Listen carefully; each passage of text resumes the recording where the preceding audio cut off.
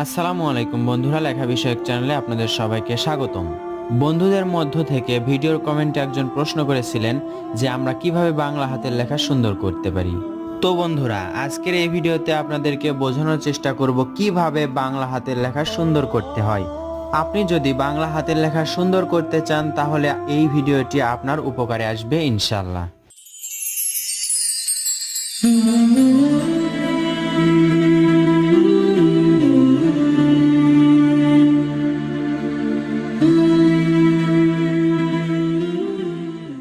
এখানে ভিডিওতে আপনারা দেখতে পাচ্ছেন 3 লাইনে বাংলা সুন্দর লেখা।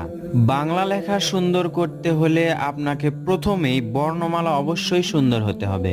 এরপরও যদি চান আপনি যে আমার যে রকম লেখা আছে বা যে রকম আমি অক্ষরগুলো লিখতে পারি তার উপরেই আমি সুন্দর করে লিখব, যদি আপনি এরকমটাই ভাবেন তারপরেও আপনি হাতের লেখা সুন্দর করতে পারবেন।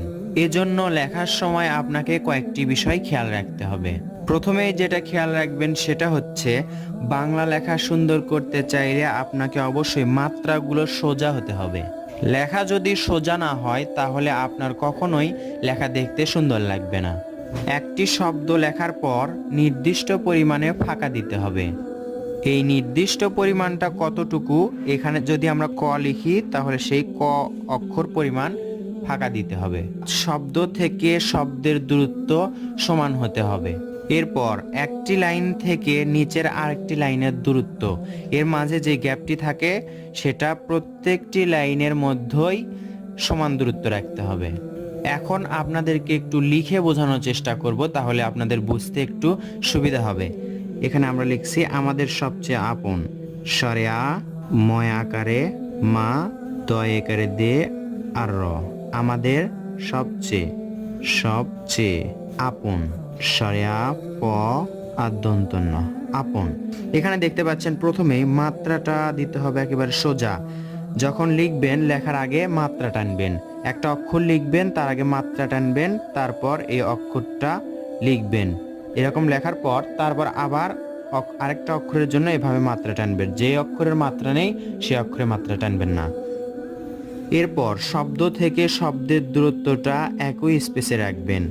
আমাদের সবচেয়ে আপন, এর মাঝে এখানে যতটুকু ফাঁকা, এরপর সবচেয়ে পর এখানেও ততটুকু ফাঁকা।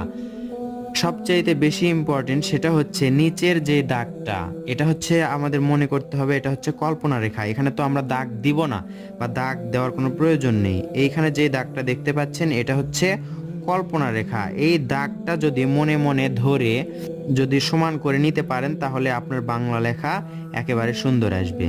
আপনার অক্ষরগুলো যে রকমই হোক না কেন, যদি অক্ষরগুলো সুন্দর হয় তাহলে তো মাশাআল্লাহ অনেক সুন্দর হবে। কিন্তু যদি আপনার অক্ষরগুলো সুন্দরও না হয় তারপরেও যদি এরকম নিচের দাগটা সমান করে রাখতে পারেন, অর্থাৎ দুই দাগের মাঝে এরকম দুইটা দাগ রাখছি আমি বা দুইটা দাগ দিচ্ছি, এর মাঝে যদি অক্ষরগুলো পুরোপুরি উপর থেকে নিচ পর্যন্ত প্রত্যেকটা অক্ষর নিয়ে আসতে পারেন, সবটা অক্ষর একেবারে ওপর এবং নিচের দাগ পর্যন্ত ভরে ভরে থাকলে তাহলে অক্ষর বা শব্দগুলো দেখতে অনেক সুন্দর লাগবে এবং লাইনগুলোও সুন্দর লাগবে।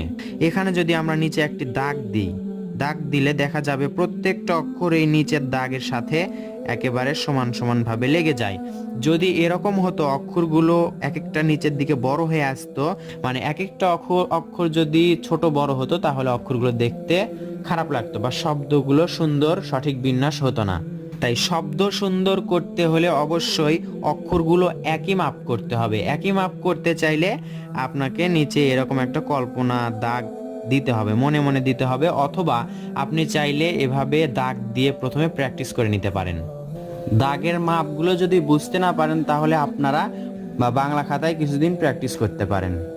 আমাদের এখানে দেখতে পাচ্ছেন আমরা যদি এত বড় করে লিখি তাহলে অক্ষরগুলো অনেক বড় হয়ে যাবে।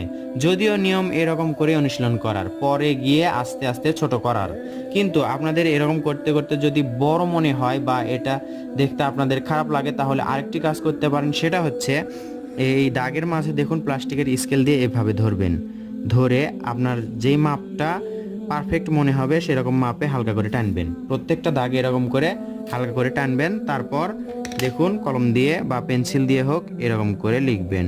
আমাদের এরকম নিচের যে দাগটা আছে সেই দাগের সাথে একেবারে লেগে লেগে দিবেন।